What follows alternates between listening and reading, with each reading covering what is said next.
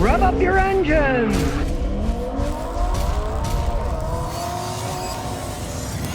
Well, it turns out that EVs are giving owners more headaches than conventional gasoline and diesel-powered vehicles. They gave us the promise that, well, electric cars are simpler, they're less complex, they have less problems. Well, not in the real world, they don't, baby. And the leader of it is Tesla with their cars. Now, it comes down to two big things. One is they're not built all that well. They have problems from the get-go. One guy bought a new Cybertruck.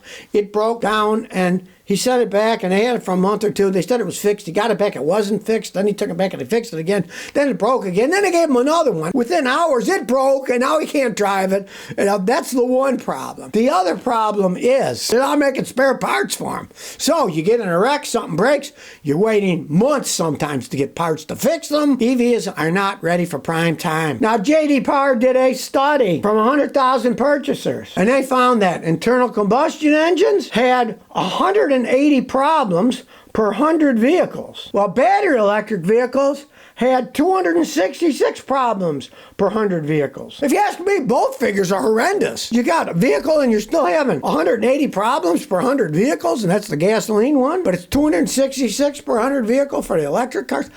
Both of them are horrible figures if you ask me. And here's the weird thing.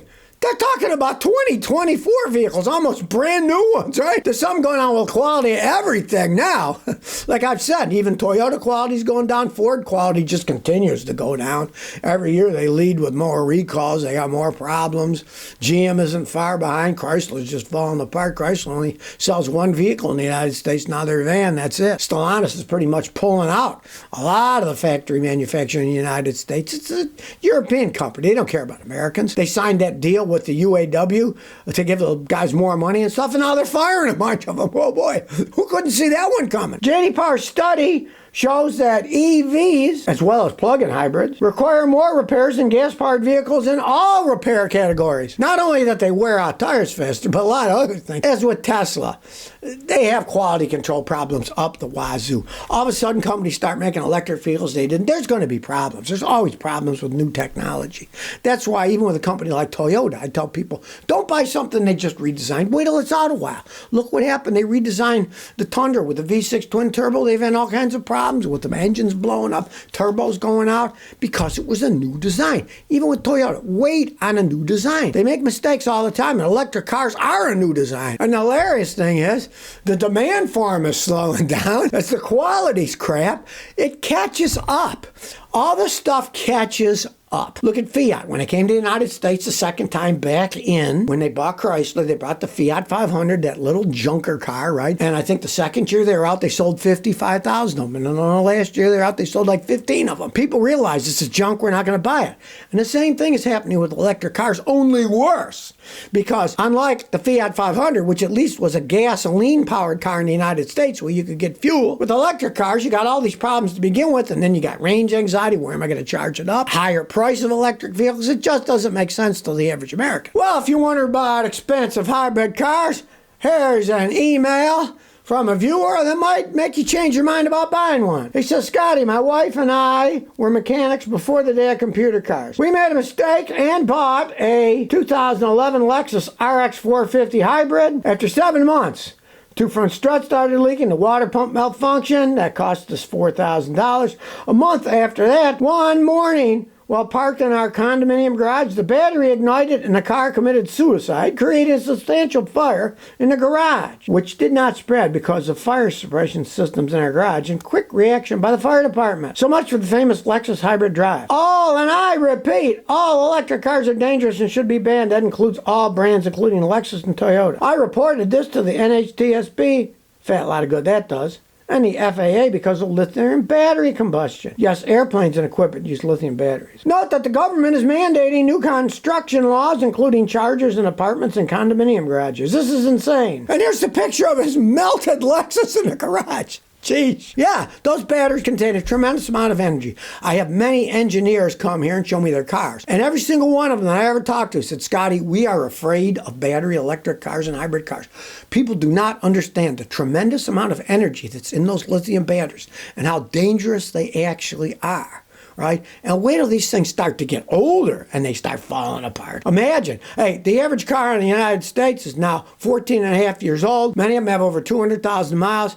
And its electrical systems are ripe for problems then. When that happens, when these things are 14 to 20 years old, there's going to be problems. They're already having problems now. Nikoneva Abakan says, Scotty, I bought my first manual and guess I've messed the synchro from my fifth gear since it slips into neutral. Should I try to fix it or get a new transmission? Okay, get a new transmission. When it slips out of fifth gear, that just means fifth gear is worn out. Anytime you have a manual transmission and you're driving in any particular gear and you step on the gas and it pops into neutral, it means that gear is shot. So in your case, fifth gear is shot. A lot of guys, if it's a 5-speed transmission, they just won't use fifth gear. They'll use the first 4. You'll get worse gas mileage because you're spinning faster in fourth gear. But I've seen people drive them for years that way. If you keep trying to use fifth gear, eventually pieces would snap off the fifth gear, it would destroy the transmission. But if you don't use fifth gear, it's not being strained. I've seen people drive them years that way. Christian said, Scotty, I got a 2013 Chrysler 300. Has a code for catalyst system inefficiency below threshold bank 1 and 2. What should I do? Okay, it's saying your cats are inefficient. There are many reasons that they can do that. It's both banks. I would just start with the simplest thing on earth. Get some catalytic converter cleaner and go to auto parts store. Put it in the gas tank, put 1 tank of Shell super unleaded gas in, drive it relatively fast on the highway and see what happens after about 300 miles. If it stops doing it, you cleaned it out, great. Now, if it continues to come, but it runs okay, I've had people drive cars with inefficient catalytic converters for years. Now, I had a guy in Houston do that. He did it for 5 years, then the next year it stopped doing it. And I'm like, did you put cats on it? He said, no. He said, they opened a new gas station across the street from my subdivision, so I buy gas at a different place. And it was the quality of the gas in the old place was bad and the quality in the new one was better, and it just stopped being inefficient. So there's so many things that can affect it, make your head spin. But try the cleaning first. Jorge Padilla says, Scotty, how can I get my stuck oil pan off a 95 Mustang? First, make sure you got all the bolts off, right? I see guys, I missed those 2 that were hiding over there. Get them all off. Then what you do is get yourself a metal putty knife. You know, putty knives, scrapers, thin metal blades. Go to the edge, tap it with a hammer, and eventually you'll break the seal. Tap it around, tap it around, tap it around. Then eventually you can use that same metal scraper, stick it in and start prying, and the whole thing will come off. It's stuck on, and that's the easiest way to get it off. Damien says, Scotty, what are your thoughts on a 4-point system Lincoln town car sedan? It's older, so who knows what shape it's in. You got to see if it's in good shape. But those Panther bodies have full frame, and on the highway, they're not bad. They can get upper 20s miles per gallon gas mileage. They're gas hogs in town because they're big and heavy, and you're shifting up and down, stopping and going in a non-hybrid car. But as long as you're not way up north where there's a lot of salt on the road and the frame and the body's all rotting away, check that first, they can be really good cars for driving around. They're solid made cars. You can still get parts and stuff for them, but do check for rust. Mark Miller says, Scotty, does the Ford EcoBoost have a wet water pump belt? What you got to do is get your VIN number, call up the parts department of a Ford dealer, and they can tell you for sure what kind you have, because it depends what engines they're in. Ford is screwed up with some of their stuff that they're putting rubber belts inside an oil system, which is really stupid. And they say, oh no, they break. Then the engines blow up. Why they go from having either direct drive with gears in it or chain drive is beyond me. Well, it's not beyond me. I know why they do. It's planned obsolescence. It's cheaper to make them that way. And the only thing they care about is making them as cheap as they possibly can. Now, would you make something where you would soak a rubber belt in oil, knowing that at some point in time, it's going to eat it up and it's going to break? Especially something as critical as an oil pump. Or even a water pump. Cheapness they're making cars with these days. Long Trent says, Scotty, I bought an '08 Lexus 350, 130,000 miles. There's shift flares.